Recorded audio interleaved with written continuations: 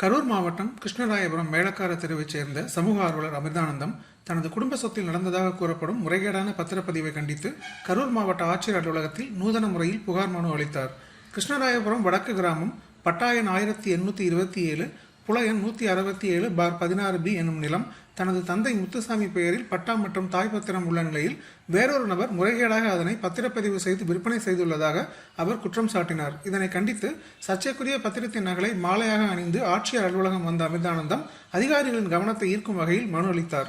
அவர் தனது மனுவில் கடந்த 23/1/2026 அன்று கிருஷ்ணராயபுரம் சார்பதிவாளர் அலுவலகத்தில் பதிவு செய்யப்பட்ட கிரைய பத்திர ஆவண எண் 252/2026 மூலம் தனது தந்தை பெயரில் உள்ள சொத்து சுத்த கிரயமாக வேறொரு நபருக்கு எழுதி கொடுக்கப்பட்டுள்ளதாகவும் இது சட்டவிரோதமானது என்றும் குறிப்பிட்டுள்ளார்.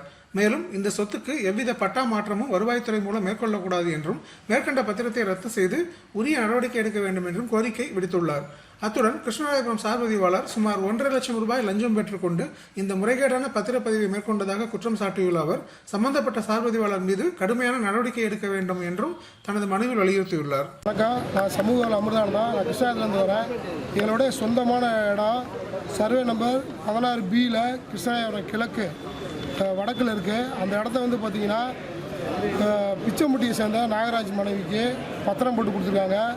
இது விஷயமாக பார்த்தீங்கன்னா நாங்கள் பல முறை மனு கொடுத்துருக்கோம். இது எங்களோட சொந்த இடம், எங்கள் தாய் பத்திரம் இருக்குது. அப்புறமேட்டு பார்த்தீங்கன்னா 30 வருஷம் முன்னாடி எங்கள் அப்பா அந்த இடத்த வாங்கியிருந்தார். ஒரு ரிஜிஸ்டார் துணைப்பதிவாளர் சந்தோஷ்குமார் பார்த்தீங்கன்னா 15 நாளைக்கு முன்னாடி பார்த்தீங்கன்னா பொய் பத்திரம் போட்டு கொடுத்துருக்காரு. பட்டா மாறுதல் போவேல தான் தெரியுது இது முத்துசாமியை சேர்ந்த இடம்ட்டு. இந்த இடத்த வாங்கி எங்கள் அப்பா வாங்கி 30 வருஷம் ஆச்சு. இதோட இந்த பொய் பத்திரம் போட்டு திருட்டுத்தனமாக இதே வேலையாக தொடர்ச்சியாக கிருஷ்ணா ரிஜிஸ்டர் ஆஃபீஸில் இதான் நடந்துருக்கு. பொய் பத்திரம் போகிறது ஒரு தொழிலாளி ரூபாய் 1.5 லட்சம் ரூபாய்க்கு மேலே லஞ்சமாக பெற்றான்னு தெரிய வருகிறது.